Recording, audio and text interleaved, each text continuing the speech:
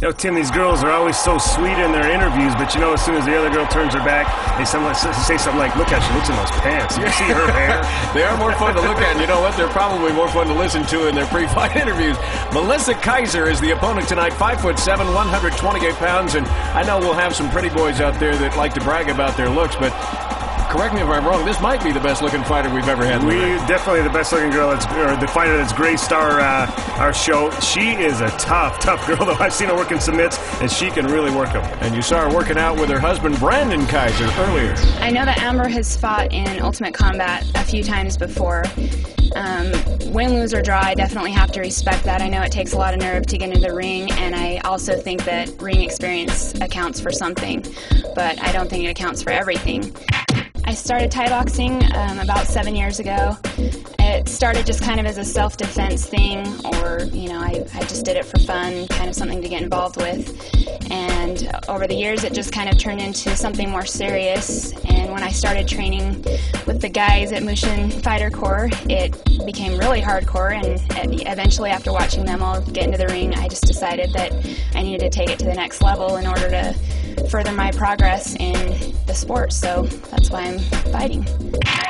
You know, Melissa wanted to be the first one to get in the cage tonight. She wants to get this over with because Brandon's coming up a little bit later, and she didn't want the stress of this hanging over her head watching him. Yeah, she didn't want to be the last person to fight. We kind of wanted to leave it the last person for the build-up because we know this is going to be a great fight. It looks like Amber and Melissa chose to go with the same hairdo, although Melissa's a little tighter.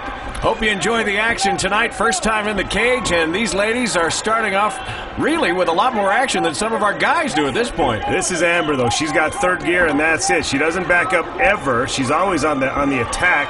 And boy, she landed a couple pretty good uppercuts there. Melissa landed a nice little roundhouse kick that just skimmed Amber George's head, but Amber's just been relentless so far in the early going. She gets a good front push kick in there, but so far it looks like Melissa's much more willing to use those kicks than Amber is here. Well, Amber's so busy. She's such a busy fighter. What this will do, it gets judges and spectators watching her. If you see a fighter that's so busy, you tend to be drawn to them, and it could be a bad thing for Melissa in the long run here.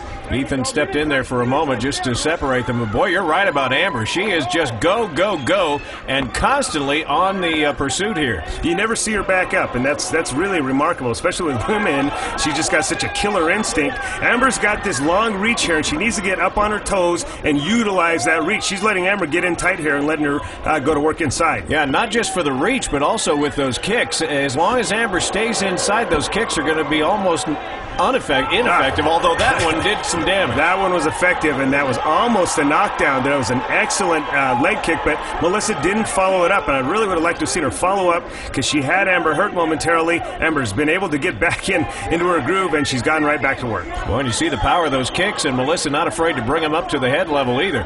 No, she can get up there rather easily. She's got great stretch, great flexibility, and she's able to get those up there. She needs to be more busy with them, though.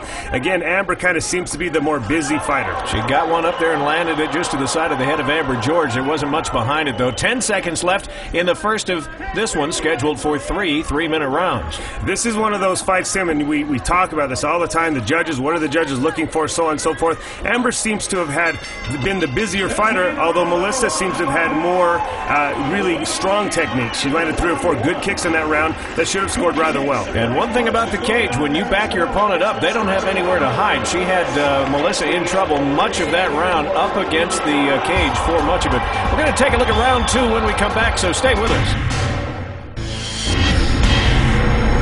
Welcome back to the Ultimate Combat Experience and the Brawls of Fall. Mike, we're getting ready to take a look back at round 1 as we prepare for round 2 between Melissa Kiser and Amber George. Boy, Amber George has got the best dressed corner in the business there. That's not a pink shirt either, Tim. That's the new black. All right, just to be clarified. See here in the Crush Combat Cam, brought to you by Rocky Mountain Chrysler Jeep, where Amber George was just relentless in her attack, landed a lot of shots, but Melissa landed some big shots in that round. A very, very tough round to score. Yeah, and that kick was the most memorable shot from Melissa Kiser, although she did get some kicks up high. And you saw an uppercut that had to have done some damage from Amber George. But you talk about the flexibility and the dexterity of Melissa Kiser. You can tell she's been that Muay Muay Thai fighting for a while. Great contrast to styles here. Again, you've got just kind of a little workhorse against a very flashy fighter. And Melissa Kiser is, we want to point out, somewhat at a disadvantage. She's used to fighting under Muay Thai rules where she can plumb, she can grab onto her opponent. Oh, and a big knockdown there. That's going to be ruled a knockdown, and that could be huge as this fight goes on. Amber George rolled right out of there, and you see Ethan step in. He's going to give her that 8 count. She looks like she is okay, although she's having a hard time keeping that mouthpiece in at the moment. But here comes Melissa Kiser, and Amber's happy just to keep exchanging those blows. That kick didn't hurt her, but it was a big, it's going to have a big effect on the scorecards.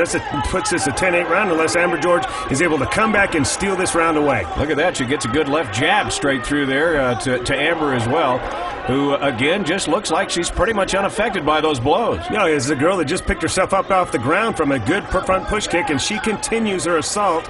Once again, Amber George is doing a great job of staying offensive, and she has her opponent, Melissa Kiser, a bit on the run right there. Yeah, Melissa's got to be careful when she bails out, turning her back, because somebody like Amber will take advantage of that as well.